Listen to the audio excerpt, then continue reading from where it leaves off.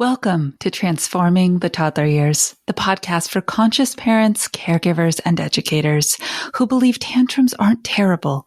They are powerful opportunities for connection, growth, and learning during the first 5 years. You'll explore how to use intentional language to raise calm, confident, and deeply connected kids, because the way we talk to kids becomes how they see themselves and engage with the world. Hi, I'm your host, Cara Terrell, classroom teacher turned parent educator and teacher trainer. Are you ready to nurture your children's mind, body, and spirit? Welcome, Toddler Tribe. Let's transform the toddler years together. Welcome back, Toddler Tribe. Oh my gosh, we're on potentially my favorite step of the 4 C's of collaborative discipline. Today, we're talking about the collaboration part. So if you're just tuning in for the first time, welcome. We're so excited to have you here at the Transforming the Toddler Years podcast.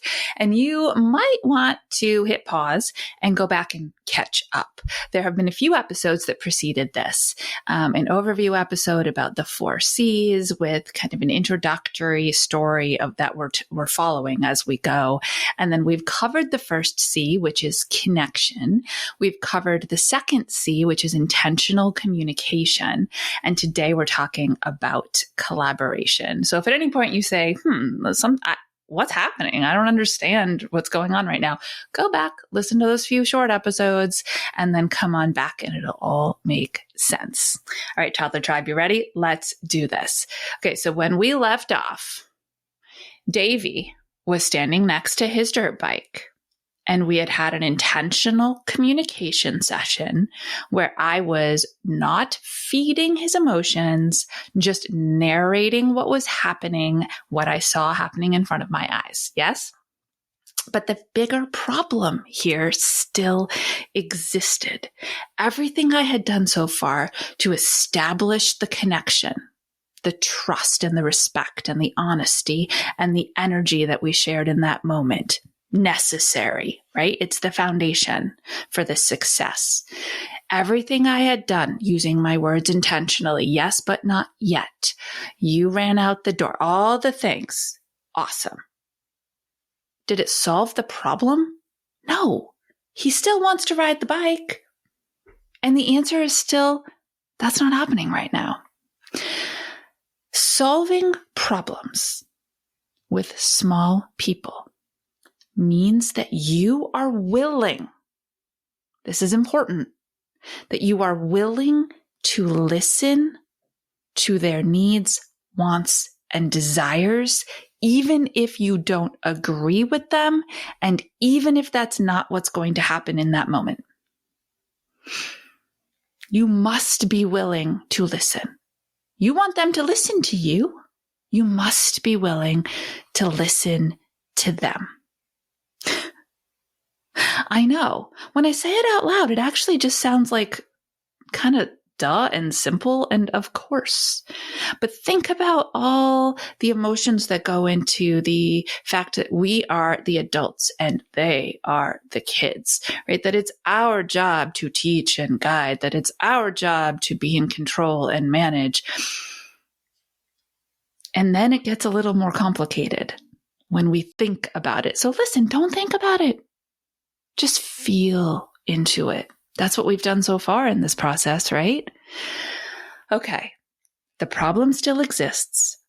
And so what we want to do now is talk to the desire. That's important.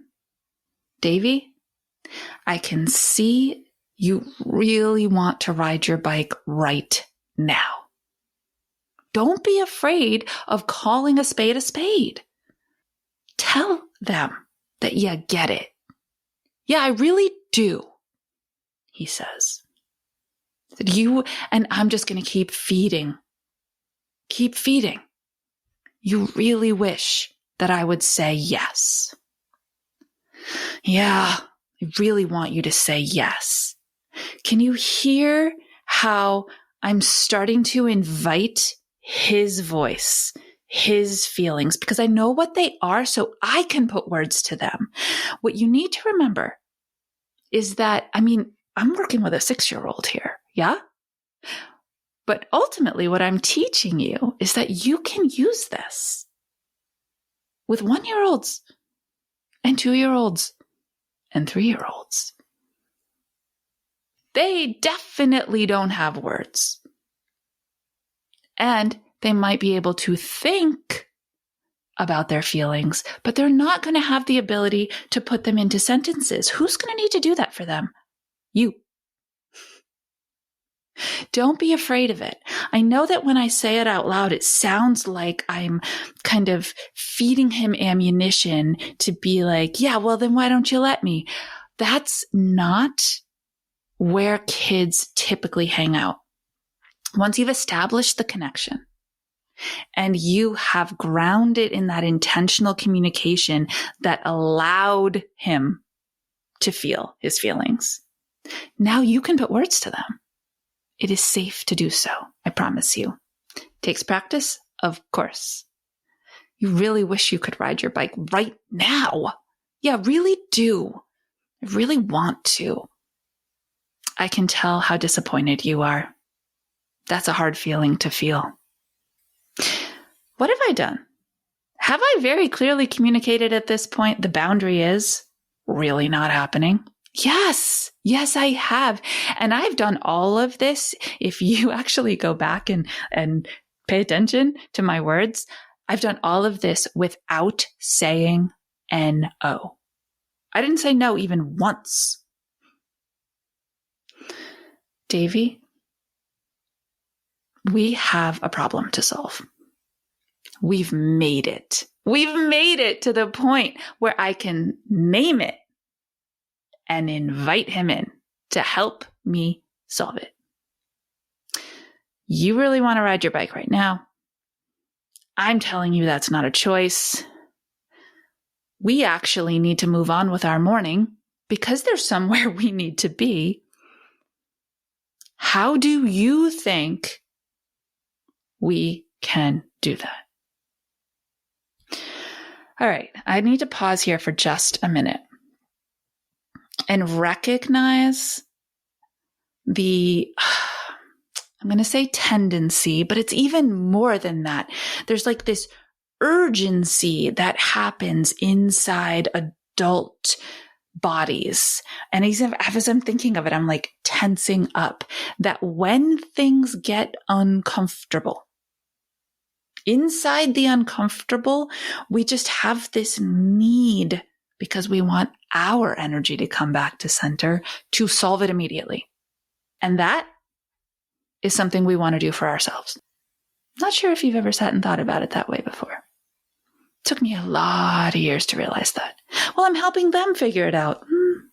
Actually, what you really want is to go back to a state of ease where there is not conflict. So you want to get there as fast as possible. The problem is that when you are the one that's constantly telling them, I know how to solve this, without asking them what they think first, they feel managed instead of included. That's not the point of all this, is it? We're on the third C, which is collaboration. What does that mean? Who do you collaborate with in your life? Your coworkers, your partner, your friends, your family. Collaboration is a team. If you play a team sport, it means working together. And in the togetherness is where you problem solve. It's where you ideate and you throw ideas out, and like, he thinks maybe this is the right way to solve it, and I think maybe this is the right way to solve it. And the coolest part about when you say the words, just like I did to him, how do you think we can solve this? Is one of two things is going to happen.